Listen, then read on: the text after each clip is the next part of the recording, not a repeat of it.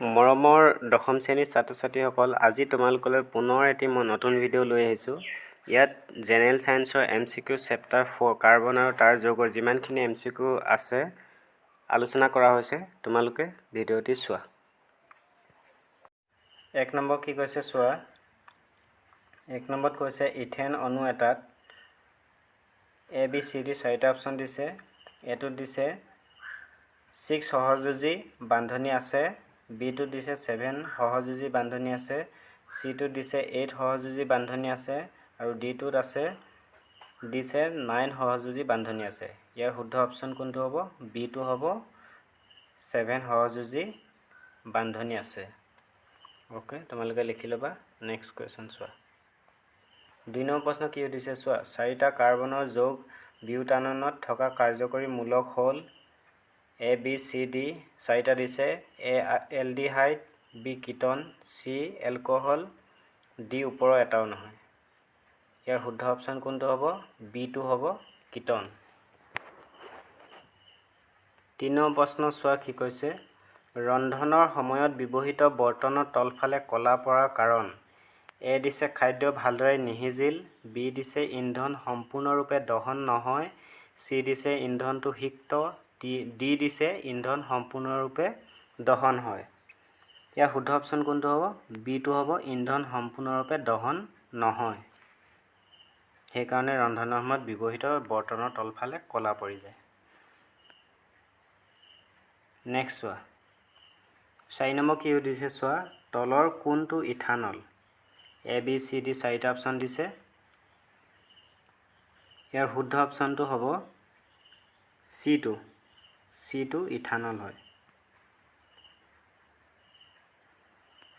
5 number প্ৰশ্ন চোৱা। 5 number কি কৈছে। পানীত এলকহলৰ দ্ৰৱণীয়তাৰ কাৰণ। পানীত এলকহলৰ দ্ৰৱণীয়তাৰ কাৰণ সুধিছে। A হাইড্ৰজেন বন্ধন, B অস্বাভাৱিক প্ৰকৃতি, C ঘনত্ব কম, D আয়নীকৰণ। ইয়াৰ শুদ্ধ অপশ্যন হ'ব এটো হাইড্ৰজেন বন্ধন।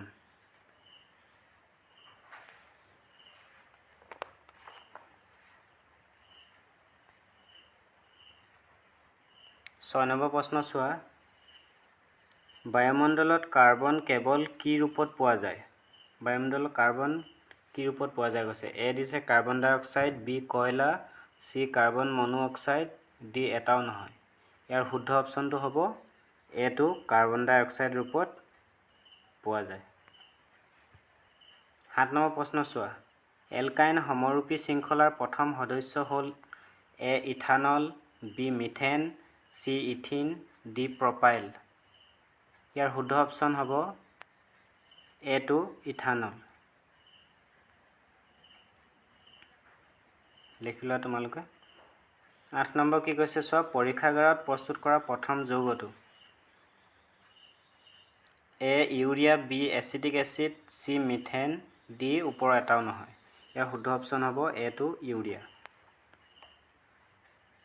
9 নম্বৰ প্ৰশ্ন চোৱা। পেণ্টেনৰ আইচমাৰৰ সংখ্যা কিমান? A 2, B 3, C 4, D 6। ইয়াৰ শুদ্ধ অপশ্যনটো হ'ব B 3 হয়। পেণ্টেনৰ আইচমাৰৰ সংখ্যা কিমান হয়? B option 3। 10 নম্বৰ প্ৰশ্ন চোৱা। কেটিনেশ্যন সৰ্বাধিক থাকে A carbon, B silicon, C sulphur, D এটাও নহয়। ইয়াৰ শুদ্ধ অপশ্যন কোনটো হ'ব? এটো হ'ব কাৰ্বন। কাৰ্বনত কেটিনেশ্যন সৰ্বাধিক থাকে। 11 নম্বৰ প্ৰশ্নটো চোৱা। এটা কাৰ্যকৰী গোটে মূলত নিৰ্ধাৰণ কৰে A দিছে ভৌতিক ধৰ্ম, B দিছে ৰাসায়নিক ধৰ্ম, C A আৰু B দুইটা, D এটাও নহয়। ইয়াৰ শুদ্ধ অপশ্যন কোনটো হ'ব?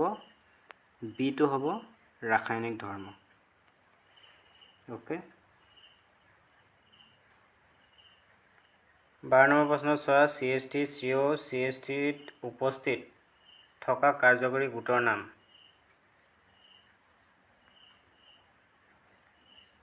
ইয়াৰ শুদ্ধ অপশ্যন কোনটো হ'ব? ইয়াৰ শুদ্ধ অপশ্যন হ'ব বিটো কিটন। ওকে। 13 নম্বৰ প্ৰশ্ন চোৱা। তলৰ কোনটো বিউটানিক এচিডৰ সূত্ৰ? এ বি চি তিনিটা দিছে, ইয়াৰ শুদ্ধ উত্তৰটো হ'ব বি অপশ্যনটো। আজিলৈ ভিডিঅ'টি ইমানেই। ভিডিঅ'টি চাই ভাল লাগিলে এটি লাইক কৰিবলৈ নাপাহৰিবা, আৰু চেনেলটোলৈ নতুনকৈ আহিলে ছাবস্ক্ৰাইব কৰি ল'বা আৰু বন্ধুবৰ্গলৈ শ্বেয়াৰ কৰি দিবা যাতে তেওঁলোকেও ভিডিঅ'বিলাক চাব পাৰে। অ'কে।